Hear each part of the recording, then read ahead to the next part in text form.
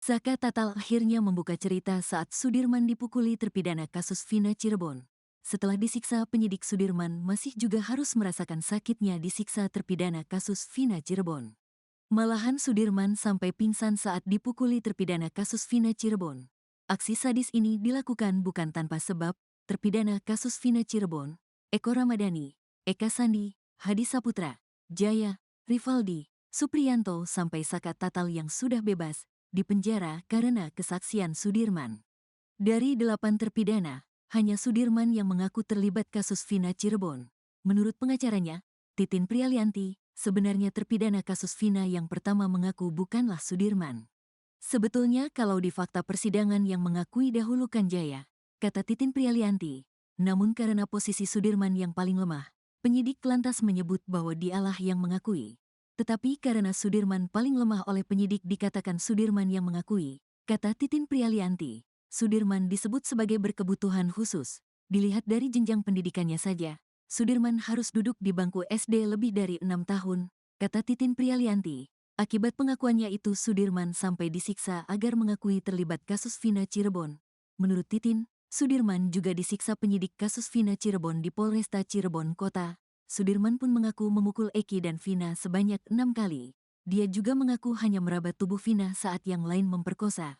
Akibatnya Sudirman juga mendapat penyiksaan dari terpidana kasus Vina Cirebon yang lain. Selain mendapat penyiksaan dari penyidik di 2016 di Polres Cirebon Kota, Sudirman juga dipukuli sama teman-temannya, kata Titin Prialianti. Setelah bebas dari penjara, Saka Tatal menemui Sudirman di Lapas Bancai. Kata Titin Prialianti, Saka Tatal meminta maaf ke Sudirman karena telah memukulinya. Tadi Saka juga kesini juga meminta maaf karena pernah Sudirman itu dipukuli sama yang lain sampai pingsan-pingsan. Saka sendiri yang cerita, kata Titin Prialianti. Sementara Saka Tatal berpesan agar Sudirman berkata apa adanya tanpa mengikuti arahan oknum di kasus Vina Cirebon. Kalau emang Sudirman merasa gak bersalah, buktikan. Jangan ngedengerin kata oknum lah, harus diarahkan seperti apa, kata Saka Tatal. Menurutnya ada 3 hari penting yang menjadi kunci kebebasan Sudirman. Pertama, hari kejadian kasus Vina Cirebon pada Sabtu tanggal 27 Agustus tahun 2016. Jadi Sudirman harus ngomong apa adanya waktu tanggal 27 Agustus tuh ada di mana. Sama siapa sedang apa, kata Saka Tatal. Kedua, lanjut Saka Tatal, Sudirman harus bisa menjelaskan dan membuktikan keberadaannya saat tanggal 28 Agustus 2016. Tanggal 28 Agustus sama siapa, lagi ngapain, cerita apa adanya, kata Saka Tatal. Terakhir pada hari saat ditangkap oleh Ibtu Rudiana dan anak buahnya pada tanggal 31 Agustus tahun 2016. Sama tanggal 31 Agustus di mana itu posisi di mana, lagi ngapain, sedang apa, sama siapa aja. Suruh cerita apa adanya aja, kata Saka Tatal. Saka menekankan agar Sudirman tidak lagi mengikuti arahan orang lain. Gak usah harus ngikutin arah-arahan orang lain, kan sekarang sudah ada pengacara, kata Saka Tatal.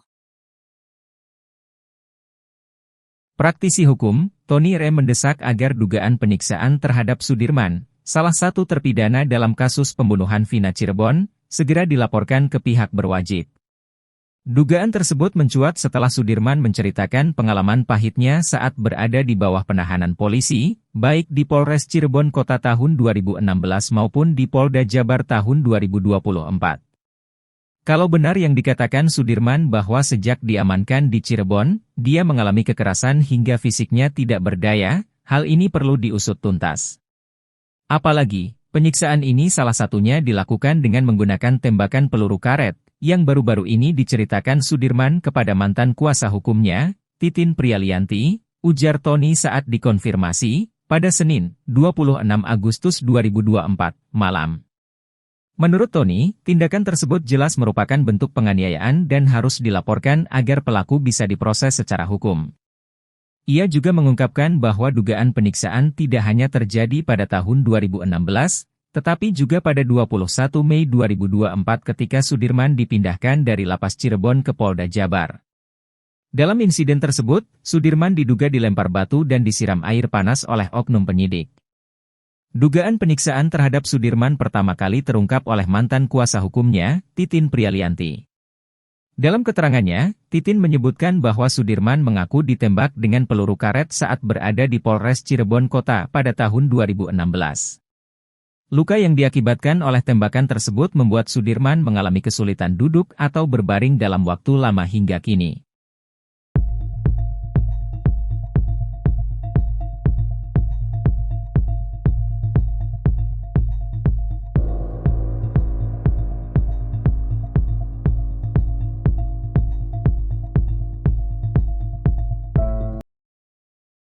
Salah seorang terpidana kasus Vina Cirebon, Sudirman kabarnya mengalami nasib pilu 8 tahun menjalani masa hukuman di penjara.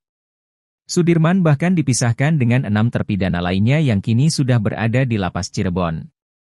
Sedangkan Sudirman, kini menghuni Lapas Bancai, Bandung. Bahkan, Sudirman sempat tak diketahui keberadaannya. Namun, beberapa waktu lalu Sudirman sudah dikembalikan penyidik ke Lapas Bancai, Bandung. Kuasa hukum terpidana kasus Vina, Titin Prialianti mengaku sudah menjenguk Sudirman di Lapas Bancai bersama keluarga sang terpidana. Bahkan, Titin mengaku sampai menangis melihat kondisi Sudirman. Menurut Titin, tubuh Sudirman terdapat sejumlah luka diduga bekas penganiayaan hingga tubuhnya tampak lesu dan tubuhnya lemas. Bahkan, Sudirman mengaku ubun-ubunnya pernah disiram air panas. Kepada Titin, Sudirman mengurai beberapa luka di tubuhnya akibat penyiksaan diduga dari oknum penyidik, di antaranya luka bekas disiram air panas di ubun-ubun yang sudah mulai hilang. Tak hanya itu, ada bekas hitam-hitam di tubuh. Bahkan, Sudirman juga mengaku tak bisa duduk tegak serta gampang capek saat duduk tegak. Selain itu, ada luka cekungan kira-kira sepanjang 3 cm di punggungnya yang diduga luka itu bekas tembakan peluru karet. Selain itu, Sudirman juga bercerita soal penyiksaan yang ia alami. Mulai jam 4 subuh mulai dilakukan kekerasan.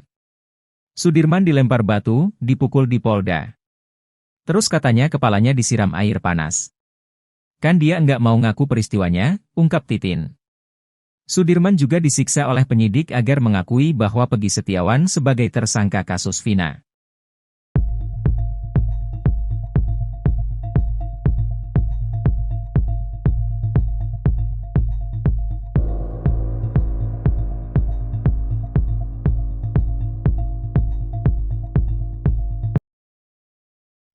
Seorang saksi kunci kasus pembunuhan remaja Vina Dewi Arsita dan Muhammad Rizky Rudiana, Eki, bernama Adi Haryadi mendatangi gedung Bareskrim, Mabes Polri, Jakarta, Kamis, 29 Agustus 2024. Adi datang bersama kuasa hukumnya dari Perhimpunan Advokat Indonesia, Peradi, Williard Malau. Adi diklaim sebagai saksi kunci kasus tersebut. Williard Malau menyebut, kliennya menyaksikan bahwa Vina dan Eki meninggal akibat kecelakaan tunggal, bukan pembunuhan. Menurut dia, Adi merupakan saksi baru dalam kasus ini. Adi juga disebut tak pernah memberikan keterangan soal kejadian ini. Williard mengungkapkan, alasan Adi baru tergerak untuk bersaksi saat ini karena awalnya menganggap kejadian itu hanya kecelakaan biasa. Selain itu, Adi bukan orang asli Cirebon. Williard menyebut kliennya ini hanya pendatang yang kebetulan menyaksikan kejadian nahas di Cirebon. Dalam kedatangannya ke Bareskrim, Williard mengatakan, kliennya diperiksa penyidik sebagai saksi dan dicecar 29 pertanyaan. Williard juga mengatakan, kliennya tidak membawa apapun bukti karena hanya melihatnya saja. Namun, ia tak menjelaskan materi pemeriksaan secara rinci.